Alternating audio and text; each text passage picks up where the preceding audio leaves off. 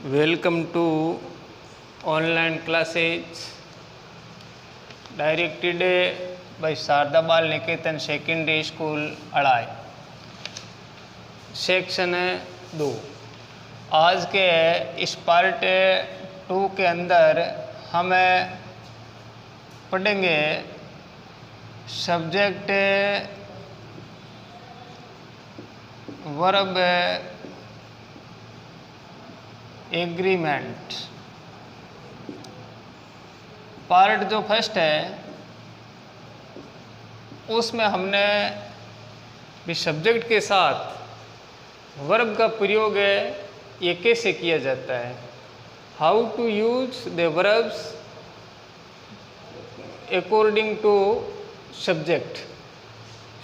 Verb का प्रयोग subject का वचन है, इसका नंबर्स का इस वर्ब पर क्या है प्रभाव पड़ता है। अगर सब्जेक्ट का नंबर्स अगर सिंगुलर है तो वर्ब सिंगुलर आएगी, और अगर सब्जेक्ट का नंबर्स अगर प्लूरल है तो वर्ब प्लूरल आएगी।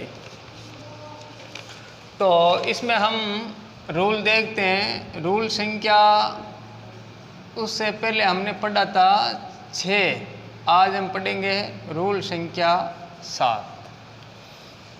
इसमें अगर कोई दो नाउन अगर बोथ एंड से जुड़े हुए हैं, अगर ये को रिलेटिव कंजक्शन है, बोथ एंड से अगर क्या जुड़े हुए हैं और ये वाक्य की अगर शुरुआत में है तो उनके साथ क्रिया प्लूरल की आएगी।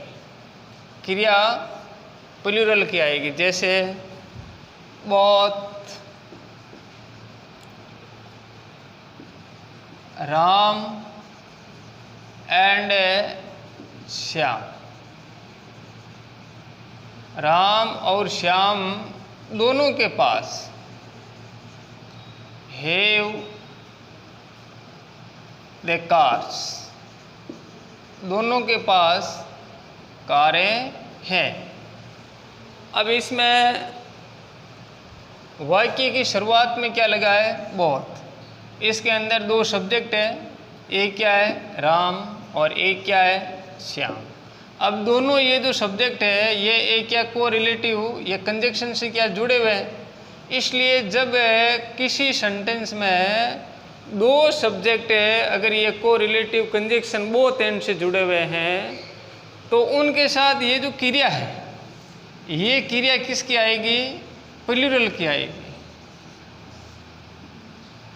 जब बोथ एंड का प्रयोग वाक्य के शुरू में है और दो सब्जेक्ट जुड़े हुए हैं तो उनके साथ क्रिया किसकी आएगी, प्लूरल की आएगी। जैसे यहाँ डैश डैश करके और आगे कोष्टक में अगर क्या हेज और हमें हेव दे रखा अगर है तो उसमें हमें क्या भरना है, इसके अंदर हेव भरना है। क्या भरना है, हेव। इसके बाद आगे का देखिए रूल संख्या 8। अगर वाक्य की शुरुआत में क्या मैनी लिखा हुआ है, क्या लिखा हुआ है, मैनी। अगर मैनी के साथ वर्ब सिंगुलर भी आता है और वर्ब प्लूरल का भी आता है। मैनी जब अगर ये सिंगुलर का बोध कराए तब क्या है, सिंगुलर आएगी वर्ब, और जब मैनी का प्रयोग अगर प्लूरल के रूप में हुआ है तो उसमें वर्ब प्लूरल की आएगी। अगर मैनी के बाद आगे अगर ए है तो वर्ब होगा सिंगुलर, और मैनी के बाद अगर आगे का जो नाउन है अगर प्लूरल है तो वर्ब भी किसका आएगा, प्लूरल का आएगा। जैसे many boys have held in English, और many a boy was drowned. दोनों सेंटेंस की शुरुआत में क्या लगा है, मैनी लगा हुआ है। अब इस मैनी के जस्ट बाद ये बॉयज है, ये क्या है, प्लूरल है। ये जो नाउन है ये क्या, प्लूरल है। और मैनी के बाद क्या लगा, ए बॉय, यानी क्या है, ये ए बॉय ये क्या है, सिंगुलर का बोध करवाता है। किसका बोध करवाता है, सिंगुलर का बोध करवाता है। तो मैनी के बाद अगर प्लूरल नाउन है तो आगे क्रिया किसकी आएगी, प्लूरल की आएगी। और मैनी के बाद अगर ए है या सिंगुलर नाउन है तो उसमें क्या क्रिया किसकी आएगी, सिंगुलर की आएगी। अगर यहाँ पे हमें क्या है कि अगर डैश दे रखा है और इसमें क्या है, हेज और हेव हमें ओब्लिक में दे रखा है, तो उसमें खाली स्थान में हमें क्या भरना है, हेव भरना है। और अगर यहाँ पे अगर क्या वोज और वर दे रखा है तो हमें क्या है, अगर मैनी के बाद अगर ए आता है तो हमें उसके साथ क्या भरना है, हमें उसमें वोज भरना है।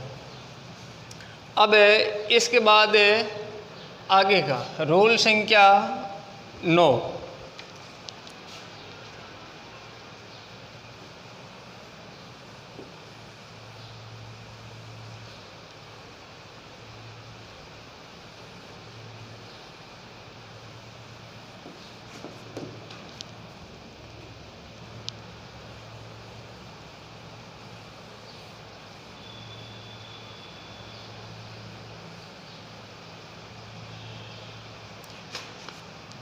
रूल संख्या 9।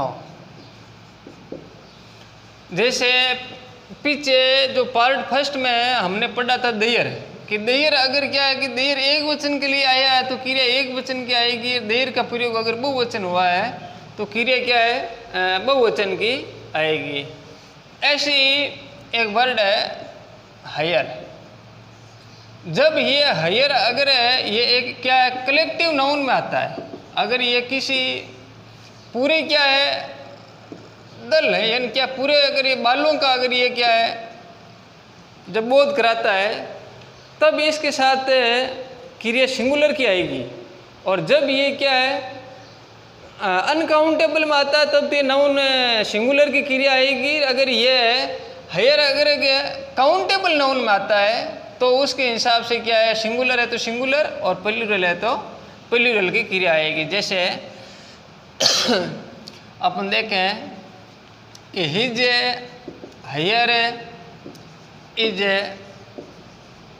ग्रे, कि उसके जो बाल है वो क्या भूरे हैं। अब इसमें हिज हायर है, ये जो वर्ड है हायर है, यहाँ पे ये क्या, ये कलेक्टिव नाउन के रूप में आया है। ये पूरे बालों का उसके बोध करवाता है, इसलिए इसके साथ क्रिया क्या लगी है, सिंगुलर की लगी है। जब ये यहाँ पे ये जो हायर है यहाँ पे ये अनकाउंटेबल है।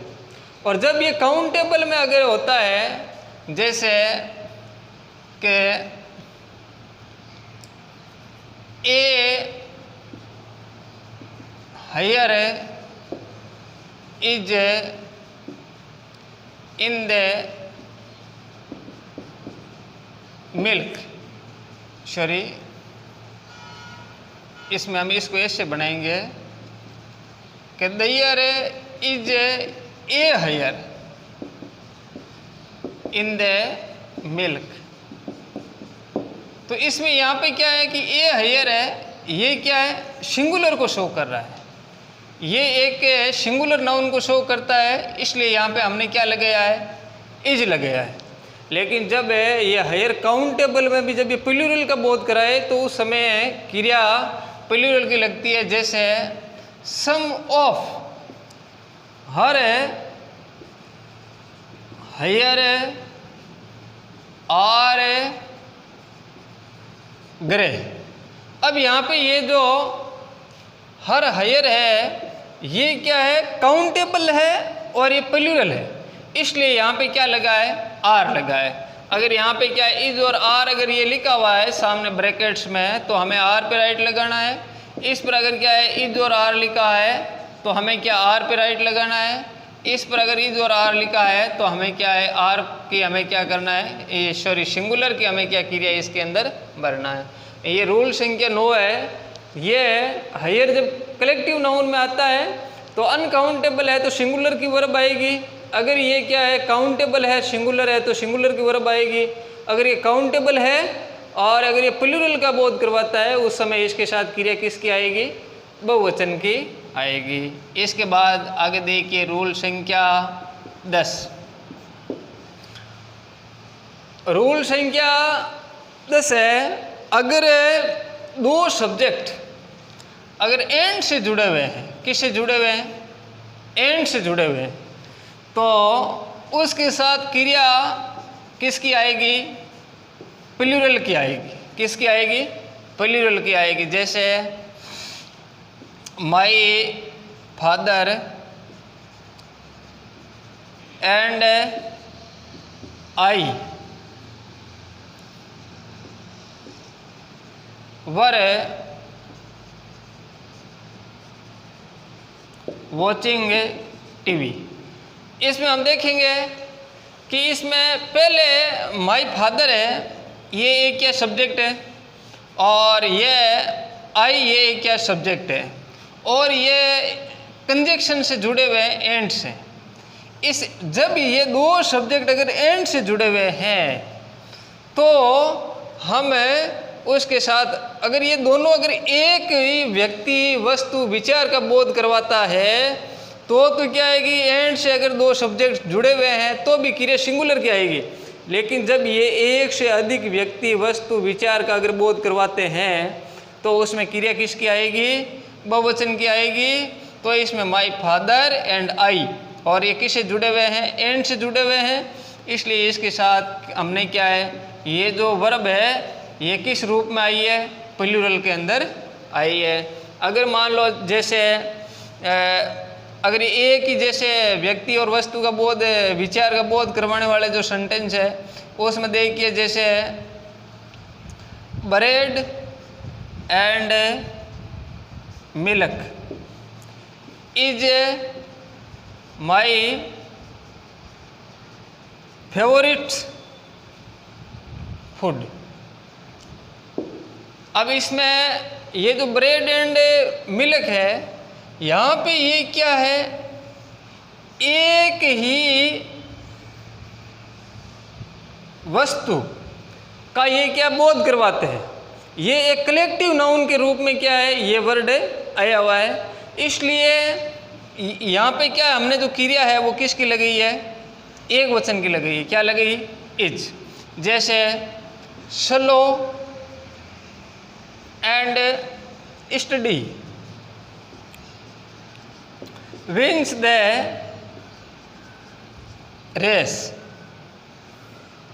अब इसमें देखो कि यहाँ पे भी ये क्या कलेक्टिव नाउन के रूप में आया है, इसलिए यहाँ पे क्या है? ये सिंगुलर है, इसलिए यहाँ पे हमने क्या क्रिया है वो किसकी लगाई है?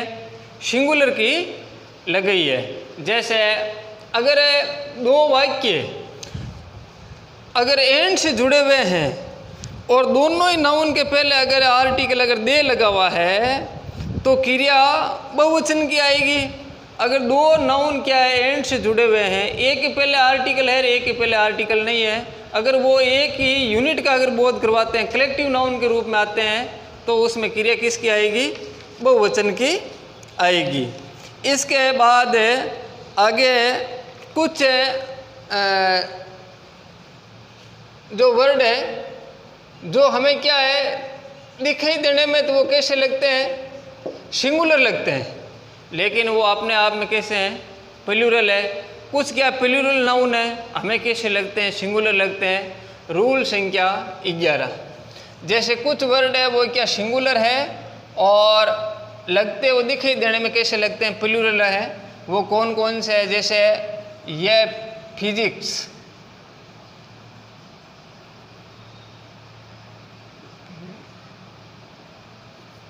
सॉरी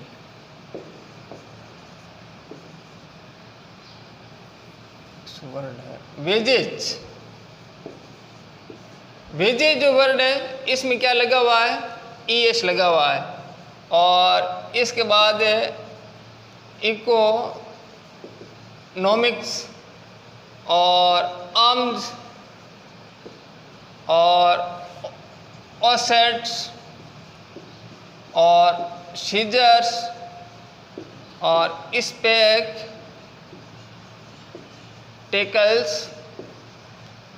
और